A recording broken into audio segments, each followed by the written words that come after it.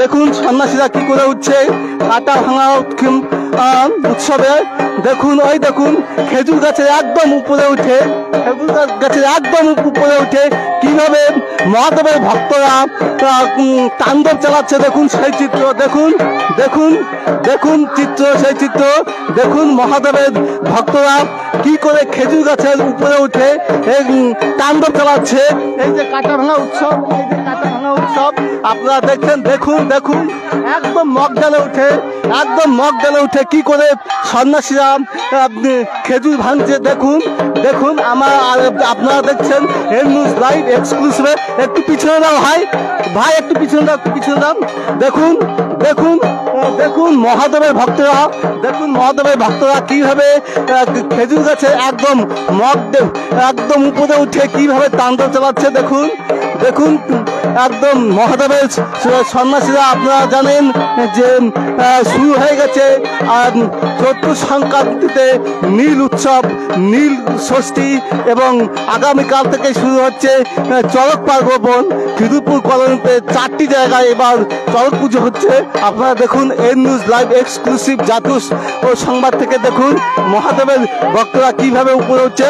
দেখুন দেখুন দেখুন দেখুন খেজুর ভাঙছে কি করে। দেখুন আপনারা দেখুন খেজুর ভাঙছে কি করে, দেখুন খেজুর ভাঙছে কি করে।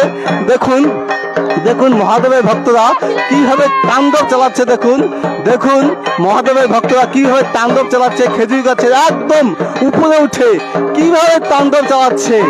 আর মহাদেবের ভক্তরা আপনারা জানেন চৈত্র সংক্রান্তিতে শুরু হয়েছে নীল উৎসব বা চড়ক পার্বণ, নীল ষষ্ঠী। দেখুন দেখুন দেখুন মহাদেবের ভক্তরা কিভাবে শুরু করছে নীল ষষ্ঠী এবং চড়ক পার্বণ উপলক্ষে খেজুর গাছের মগডালের উপরে একদম তাণ্ডব চালাচ্ছে। দেখুন দেখুন দেখুন আমি পেয়ে গেছি এক ভক্তকে,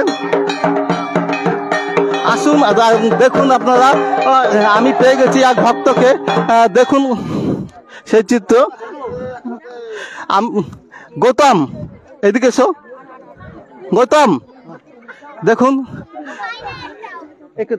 আচ্ছা, এই যে আপনাদের যে খেজুর গাছের একদম উপরে উঠে যেভাবে সন্ন্যাসীরা তাণ্ডব চালালো, এই যে কি বলবেন, এটা কি করে সম্ভব?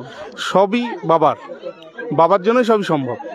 এটা মানে কি উপলক্ষে যে উপরে ওঠা? এটা হচ্ছে আমাদের নীল পুজো। আমাদের যারা পূর্বপুরুষ ছিল তাদের দেখেই আমরা অনুপ্রাণিত হয়ে ওদের দেখা, ওরা যেভাবে শিখিয়ে গেছে আমরা সেইভাবেই করে আসছি। এই যে খেজুর পাতা এবং খেজুর নিয়েছি, এটা নিয়ে আমাদের নীল পুজো হবে। কবে হবে? আজকেই হবে।